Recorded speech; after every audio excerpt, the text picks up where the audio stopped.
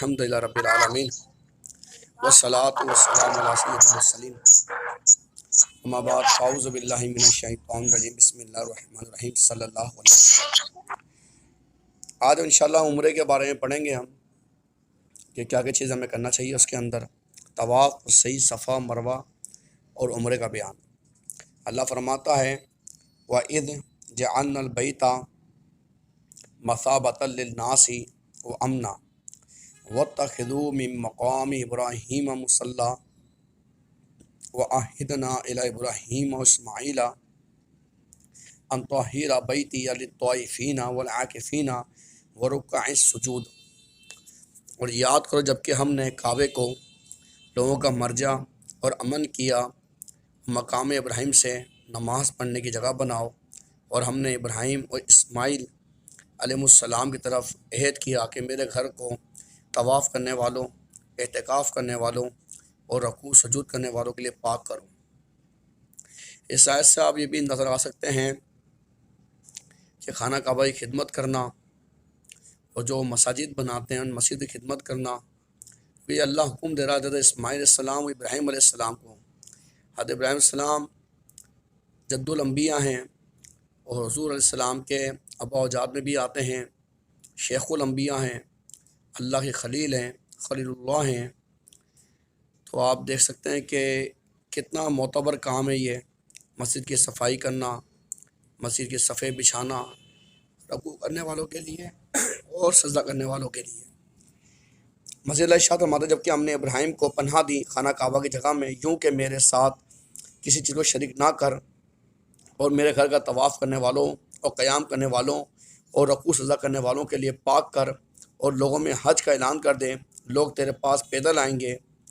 اور لاغر اٹھنیوں پر کہ ہر راہ بعید سے آئیں گے تاکہ اپنے نفع کی جگہ حاضر ہو اور اللہ کے نام کو یاد کریں معلوم دنوں میں، اس پر کہ انہیں چوپائے جانور عطا کیے تو ان میں سے کھاؤ، اور نا امید فقیروں کھلاؤ، پھر اپنے میل کچل اتاریں اور اپنی منتیں پوری کریں اور اس آزاد گھر کعبہ کا طواف کریں۔ بات یہ ہے جو اللہ کے حرمات کی تعظیم کرے تو یہ اس کے لیے اس کے رب کے نزدیک بہتر ہے، اللہ کا ارشاد ہے۔ پھر ایک اور آیت میں اللہ ارشاد فرماتا ہے بے شک صفا مروہ جہاں پہ عمرہ کرتے ہیں تو جب صحیح کرتا بندہ اس کا ذکر ہی ہے۔ بے شک صفا مروہ اللہ تعالیٰ کی نشانیوں سے ہے، جس نے کعبہ کا حج یا عمرہ کیا اس میں گناہ نہیں کہ ان دونوں کا طواف کرے، اور جس نے زیادہ خیر کیا تو اللہ بدلہ دینے والا علم والا ہے۔ اوپر کی آیت سے معلوم پڑا کہ غریبوں کو بھی کھانا کھلانا چاہیے، ان کا بھی خیال کرنا چاہیے۔ حدیث پاک میں آتا ہے کہ حضور علیہ السلام حج کے لیے مکہ میں جب جلوہ فرما ہوئے، سب کاموں سے پہلے وضو کر کے بیت اللہ کا طواف کیا۔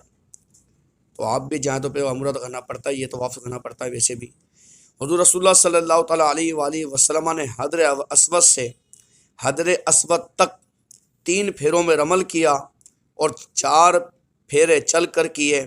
اور ایک روایت میں پھر صفا مروہ کے درمیان صحیح فرمائی۔ اب یہ عمرے کا طریقہ بیان ہو رہا ہے۔ حضرت جابر سے روایت ہے کہ حضور رسول اللہ صلی اللہ تعالیٰ علیہ وآلہ وسلم جب مکہ شریف میں جلوہ فرما ہوئے تو حجر اسود کے پاس آ کر اس سے بوسہ دیا، پھر دہانے ہاتھوں چلے اور 3 پھیروں میں رمل کیا۔ اور ایک روایت میں آتا ہے ابو طفیل فرماتے ہیں کہ میں نے رسول اللہ صلی اللہ علیہ وآلہ وسلم کو بیت اللہ کا طواف کرتے دیکھا۔ حضور صلی اللہ علیہ وآلہ وسلم کے دست مبارک میں چھڑی تھی، اس چھڑی کو حجر اسود سے لگا کر بوسہ دیتے۔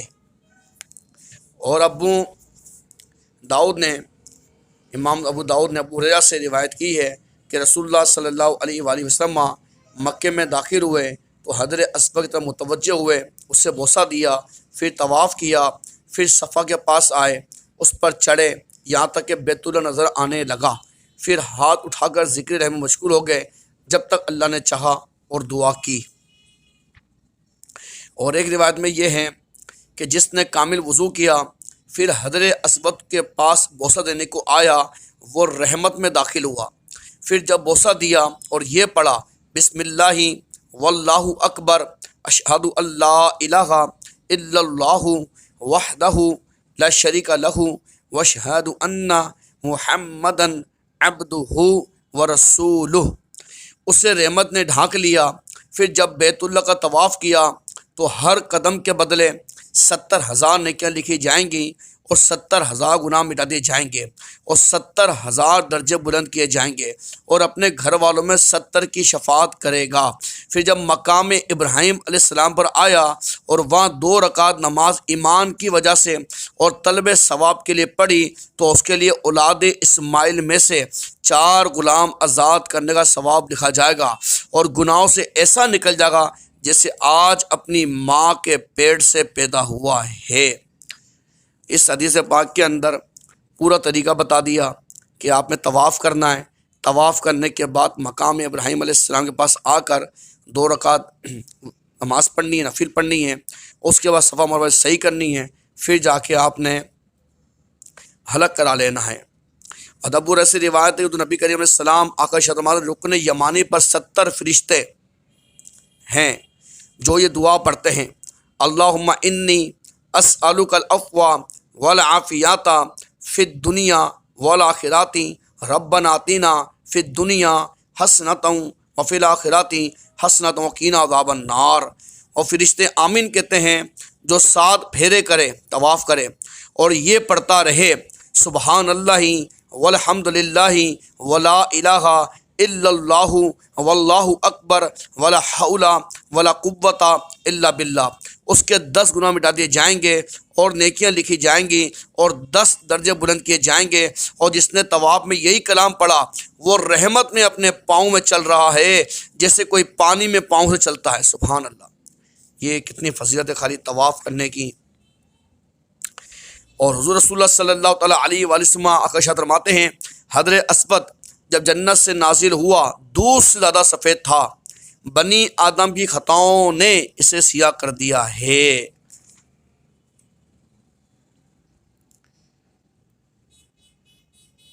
اور ایک حدیث میں یہ آتا ہے کہ حضور رسول اللہ صلی اللہ تعالیٰ علیہ وآلہ وسلم عائشہ فرماتے ہیں واللہ حضر اسود و قیامت کے دن اللہ تعالیٰ اس طرح اٹھائے گا کہ اس کی آنکھیں ہوں گی جن سے دیکھے گا، اور زبان ہوگی جس سے کلام کرے گا، جس نے حق کے ساتھ اسے بوسہ دیا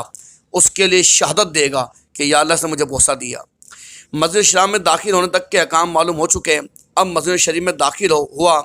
اگر جماعت قائم ہو، یہ نماز فرض ہو یا وتر، یہ نماز جنازہ یا سنت موقعہ کے فوت کا خوف ہو تو پہلے ان کو ادا کریں، ورنہ سب کاموں سے پہلے طواف میں مشغول ہو۔ کعبہ شمع ہے، تو پروانہ ہے،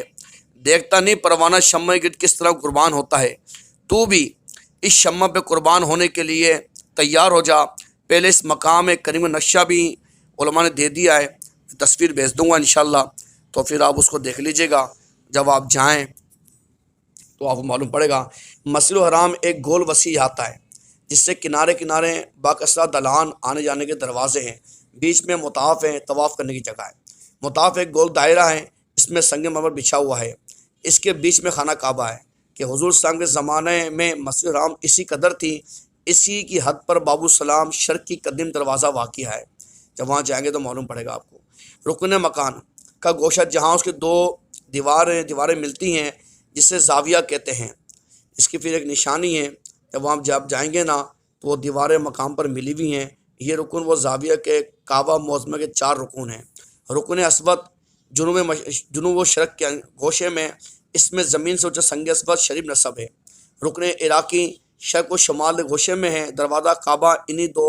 رکنوں کے بیچ شرقی دیوار میں زمین سے بہت بلند ہے۔ ملتزم اس شرقی دیوار کا وہ ٹکڑا جو رکن اسود سے دروازہ کعبہ تک کا ہے۔ رکن شامی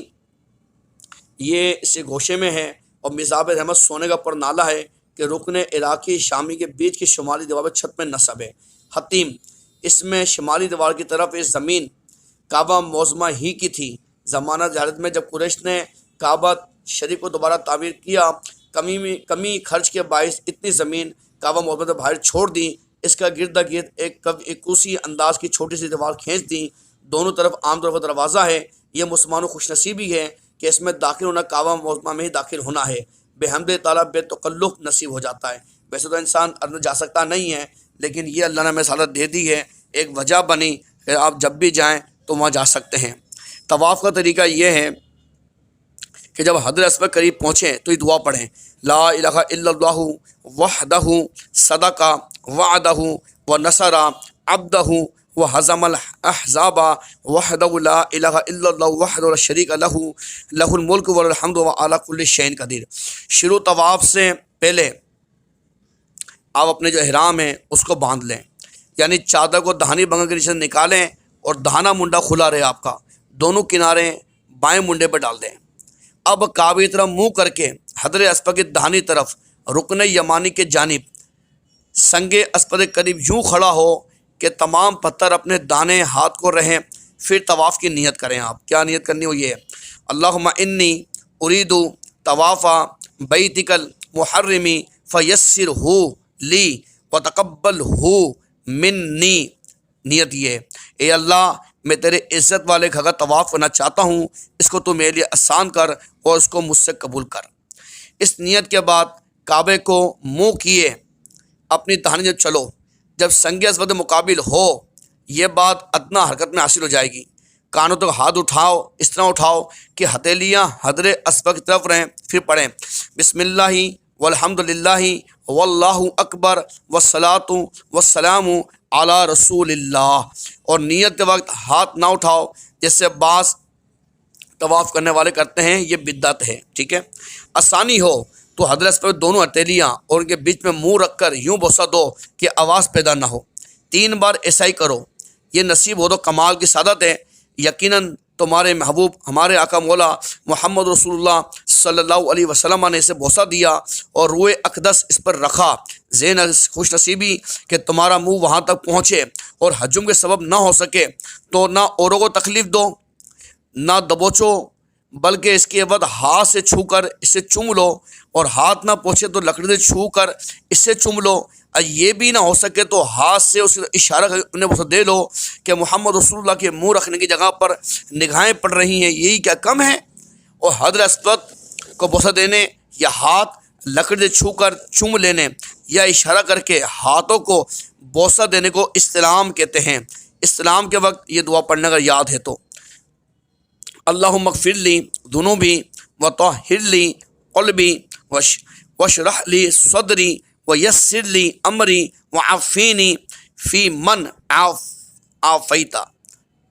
حدیث پاک میں روز قیامت یہ پتہ اٹھایا جائے گا، اس کی آنکھیں ہوں گی جن سے دیکھے گا، زبان ہوگی اس سے کلام کرے گا، جس نے حق کے ساتھ کو بوسہ دیا یا استلام کیا، ہاتھ سے کیا، اس کے لیے گواہی دے گا۔ اب آپ خود سوچ سکتے ہیں کہ ہم جو لوگ جاتے ہیں عمرہ کرنے کے لیے وہ کتنا علم سے نابلد ہوتے ہیں، پوری باتیں نہیں معلوم ہوتی ہیں، نہ حکام کا معلوم ہوتا ہے، اور عمرہ کرنے کے چلے جاتے ہیں شوق کے اندر۔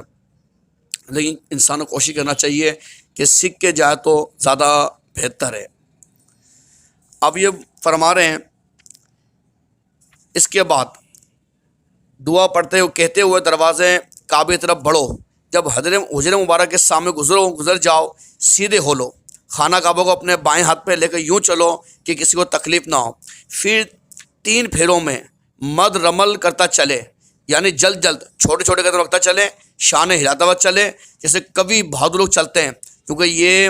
اس لیے کرتے ہیں کہ آقا صلی اللہ علیہ وسلم جب نے فتح مکہ کیا تھا نا تو حضور فرمایا تھا اپنے ان کو بہادری دکھاؤ، ان تو معلوم پڑے کہ ہم تھکے نہیں ہیں، صحابہ کا ہم تھکے نہیں ہیں، بہادری دکھاؤ ان کو۔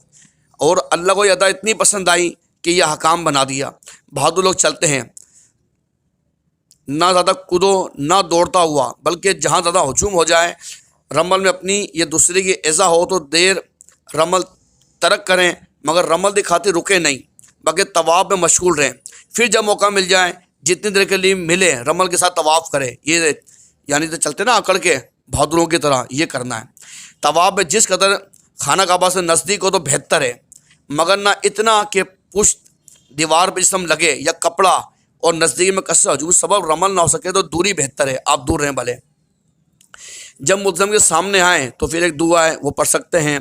نہیں یاد ہے تو کوئی ذکر کر لیں آپ۔ رکن عراقی کے سامنے آئیں تو پھر بھی ایک دعا ہے، اگر نہیں آتی ہے تو کوئی اور پڑھ لیں آپ۔ پھر جب مزاب الرحمہ کے سامنے آئے پھر ایک دعا ہے، تو نہیں آتی تو اللہ کا ذکر کر لیں آپ۔ رکن شامی کے سامنے آئے پھر ایک دعا ہے، نہیں یاد ہوں گی تو انسان کچھ کر لیں، ٹھیک ہے، یہ مستحبات میں سے ہیں۔ اس کے بعد جب آپ رکن یمانی کے پاس آؤ تو اسے دونوں ہاتھ یا دہانے سے تبرکن چھو، تبرک کے لحاظ سے، نہ صرف بائیں سے، اور چاودوں سے بوسہ بھی دو، اور نہ اسے یا لکڑی سے چھو یا اشارہ کر کے ہاتھ چومنا نہیں۔ یہ دعا پڑھو، اللہم انی اسألوک عفو والعافیات فی الدین والدنیا والآخرہ۔ اور رکن شامی یہ عراقی کو چھونا یا بوسہ دینا کچھ بھی نہیں ہے، نہ رکن شامی کو چومنا ہے نہ عراقی کو چومنا ہے۔ جب اس سے بڑھو تو یہ مستحبات مستجواب ہے، یعنی دعا قبول ہوتی ہے۔ کہاں پر؟ جہاں 70 فرشتے دعا پر آمین کہیں گے، وہی دعا جہاں میں پڑھو، ربنا آتینا فی الدنیا حسنۃ وفی الآخرۃ حسنۃ وقنا عذاب النار۔ یہ دعا قرآن کریم میں اور حضور کو بہت پسند تھی، اور اپنے سب احباب مسلمین اور اپنے بارے میں لکھا ہے انہوں نے صدر شہر نے کہ اس حقیر ذلیل کی نیت سے بھی اس سے درود شریف پڑھ کے یہ کافی وافی ہے۔ اپنے لیے دعا کر بول رہے ہیں، اللہ کرم فرمائے، کتنے بڑے بزرگ ہمارے۔ دعائیں یاد نہ ہو تو اختیار کریں کہ محمد رسول اللہ اللہ کے سچے رسول ہیں، ٹھیک ہے، یہ پڑھ لیں اور اس پر درود پاک پڑھ رہے ہیں، اور اپنے لیے دعا کے بدلے حضور پر درود شریف پڑھیں کہ رسول اللہ صلی اللہ علیہ وسلم نے فرمایا ایسا کرے گا تو اللہ تیرے سب کام بنا دے گا، تیرے گناہ معاف فرما دے گا۔ طواف میں دعا اور درود شریف پڑھنے کے لیے رکے نہیں بلکہ چلتے میں پڑھو۔ دعا درود چلا چلا کے نہ پڑھو جیسے طواف کرنے والے پڑھا کرتے ہیں، بلکہ آہستہ پڑھو، اس طرح کہ آپ کے کان تک آواز پہنچے بس۔ اب چاروں طرف گھوم کر حضرت اسود کا پہنچا، یہ ایک پھیرا ہوا، اس وقت بھی حضرت کو بوسہ دے دو یا پھر وہی استلام کر لیں آپ تو ہو جائے گا۔ اس طرح اپنے 7 پھیرے مکمل کرنے ہیں۔ حضرت اسود پہ آنا ہے، ہاتھوں سے اشارہ کرنا ہے، پھر شروع ہو جانا ہے، پھر تیسرے پہ آنا ہے، پھر حضرت اسود پہ آنا ہے، پھر ہاتھ سے اشارہ کرنا ہے، پھر گھوم جانا ہے۔ بقیہ مسائل آئیں گے آگے، کیوں اب ہاتھ نہیں لگا سکتے کیونکہ وہاں خوشبو لگی ہوئی ہوتی ہے، تو خوشبو لگنے سے دم واجب ہوگا یا نہیں ہوگا، اس کے مسائل انشاءاللہ اگلے درس میں آئیں گے۔ کوشش کریں گے کہ عمرے پہ جانے سے پہلے مسائل ہو جائیں، ریکارڈنگ بھی ہوگی، بار بار سنتے رہیے گا۔ مدینہ پاک میں جائیں، مکہ شریف میں جائیں، کچھ تصویریں بھیج دی جائیں گی، اس کو دیکھ کے انشاءاللہ، اور دعائیں نہیں یاد ہیں تو سبحان تیسرا کلمہ، ٹھیک ہے، سبحان اللہ والحمدللہ لا الہ الا اللہ واللہ اکبر، یہ اور درود شریف پڑھے، اور یہ دعا ربنا آتنا فی الدنیا حسنۃ وفی الآخرۃ حسنۃ وقنا عذاب النار یہ پڑھے، تو اس طرح بھی انشاءاللہ اس کو فائدہ ہوگا۔ زیادہ اس میں جو چیزیں واجب فرض جو واجب ہے نا ہمارے پہ، وہ ہم نے کرنی ہے، وہ ہم نے لازمی کرنی ہے، ان کو ہم ساکت کریں گے تو ہمارا عمرہ نہیں ہوگا اور ہمیں پھر دم دینا پڑے گا جو بھی ہے۔ تو یہ چیزیں آپ لازمی رکھے گا۔ باقی جو مستحبات ہیں نا، اس سے دعائیں ہیں، اگر نہیں یاد ہیں تو کوئی انسان اس میں تکلف نہ کرے، ہم وہ لازمی یاد ہو جائیں، پھر بندہ کو یاد نہیں ہو، اس ٹائم یاد نہیں آ رہی، پریشان ہو جائے گا پھر وہ، تو بہتر ہے یاد ہو تو اچھا ہے، اگر نہیں یاد ہو تو پریشان نہیں ہونا، حل ہے ہمارے پاس کہ یہ مختصر دعائیں ربنا آتنا یہ والی پڑھے، لبیک اللہم لبیک شکر کا لبیک ان الحمد والنعمت یہ والی دعا پڑھے، یہ والی پڑھے، اللہ کی تلبی پڑھے، اللہ کو یاد کرے، حضور رسول اللہ کو یاد کرے، خوب درود شریف پڑھے کہ اللہ تعالیٰ وہ بھی عطا فرمائے گا جو تم نے مانگا ہے، اور جو تم نہیں مانگ سکے نا اللہ وہ بھی عطا فرمائے گا۔ تو جتنا ادب کرو گے نا اتنا اچھا۔ اور